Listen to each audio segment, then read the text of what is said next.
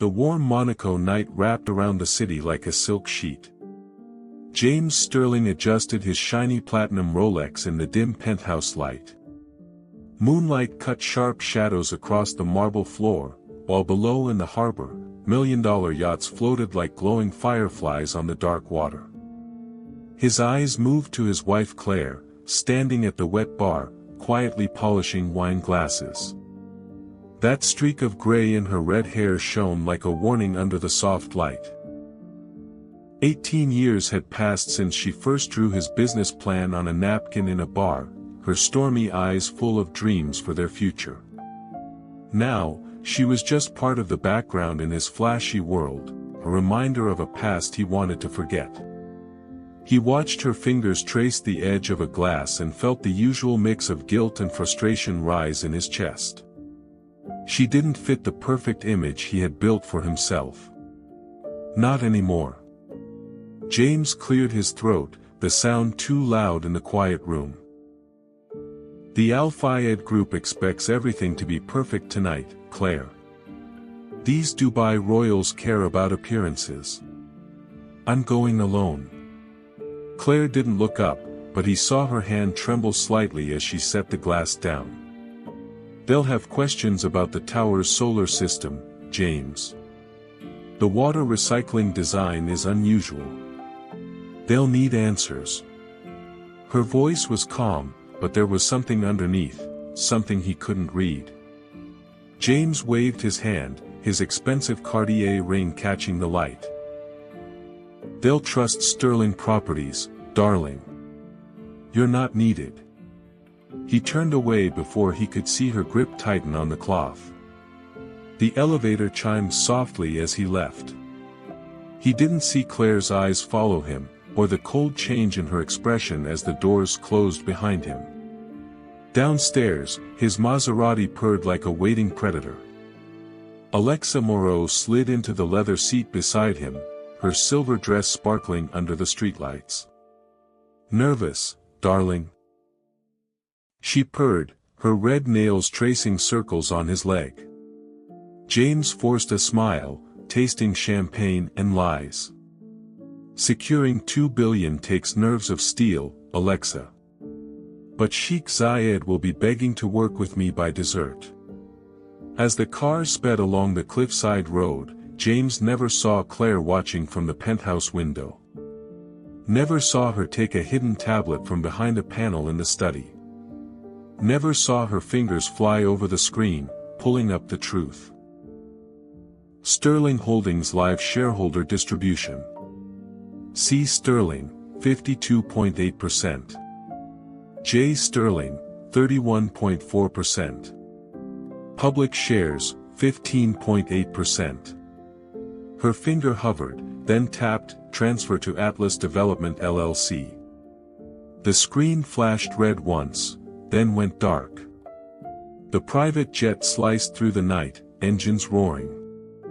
Alexa slept against James' shoulder, her sweet perfume mixing with the stale air. James scrolled through plans for Sterling Tower Dubai, the towering glass monument meant to crown his empire. He skipped over Claire's careful cooling designs, sentimental nonsense, he thought. He'd ordered the engineers to replace them with more luxury apartments. Are you sure, James? Her voice echoed in his memory. The heat calculations have to be exact.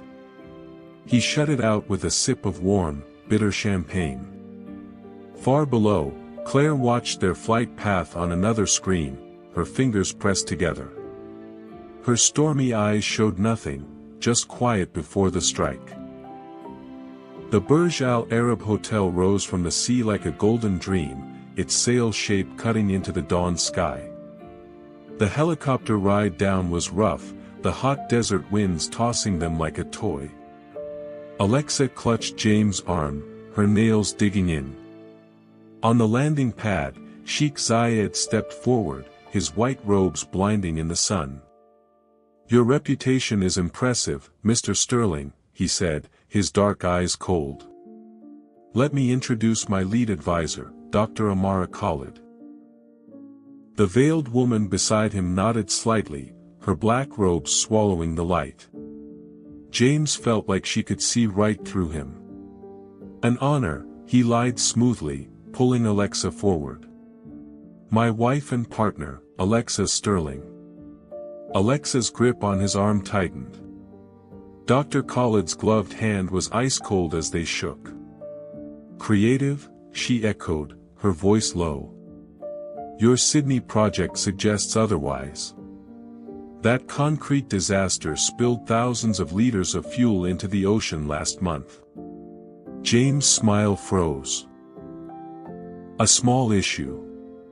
Already fixed. Fixed by using chemicals banned in 47 countries, Dr. Khalid said, tilting her head. Tell me, Mrs. Sterling, how does that fit your eco-friendly image? Alexa made a choked sound. We've hired an independent review, James snapped. By Veritas Environmental. Dr. Khalid cut in. The company you secretly own. She stepped closer, the scent of jasmine and gunpowder mixing strangely. Shall we discuss your tower's fatal flaw? The foundation can't hold your changes. James felt sweat trickle down his back. Impossible. My engineers approved everything. Your engineers quit last Tuesday, she said, showing a tablet with 6 resignation letters, all timed exactly 48 hours ago. All of them. Strange, no. James' world tilted. Alexa's breathing turned panicked. Behind the veil, Claire smiled. The trap was sprung. The elevator shot upward, its mirrors breaking James' reflection into pieces. He shoved Alexa against the wall, her diamond necklace cutting into her throat. What did you tell them? He hissed. Nothing, she whimpered, mascara running. But Claire called me last week, asked about your foundation changes. James jerked back like he'd been hit. Claire. The name exploded in his mind. She couldn't know. Not about the weak steel. Not about the bribes. The elevator dinged, its doors opening to Sheikh Zayed at the window, the glittering city below. Dar. Khalid stood with her back to them. Slowly, she raised her hands. First, the veil fell, revealing sharp cheekbones dusted with gold. Then the wig came off, auburn hair streaked with silver tumbling free. Finally, the dark contact lenses dropped into her palm, unleashing eyes like stormy seas. Claire. The room went silent. Hello, James, she said, her voice colder than forgotten champagne. Meet the CEO of Atlas Development. James laughed, wild and desperate. This is a joke, Claire, a sick one. Your cheap steel can't handle earthquakes, Claire said, stepping closer. You paid inspectors $2 million to lie. She nodded to the sheik, who showed bank transfers, proof of every bribe. We have it all, James. Every lie, every stolen dollar. James swayed, gripping a chair. Alexa edged toward the elevator. The environmental crimes were just the start, Claire said softly. Your tower would have collapsed. You risked lives for money. James lunged, grabbing her wrist. You ruin me, you ruin yourself. Claire didn't flinch. Sterling Properties is drowning in debt, James. Atlas bought yours for pennies. She leaned in, her whisper sharp as a knife. The prenup?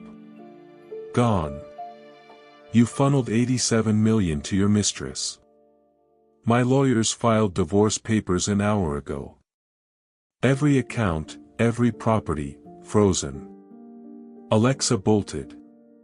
The elevator doors closed like a tomb. James was alone, with the wreck of his life and the icy fury in his wife's eyes. 2 days later, rain hammered the windows of Alexa's Dubai penthouse. James paced like a trapped animal, his reflection broken in the floor-to-ceiling mirrors. News alerts blared, Sterling shares crash 89%.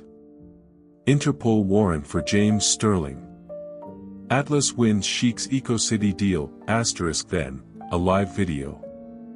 Alexa, sobbing to 500,000 viewers, he paid me to lie. The fraud, the bribes, he's not a billionaire, he's broke. James roared, hurling a crystal decanter at the screen. It shattered. Heavy fists pounded the door.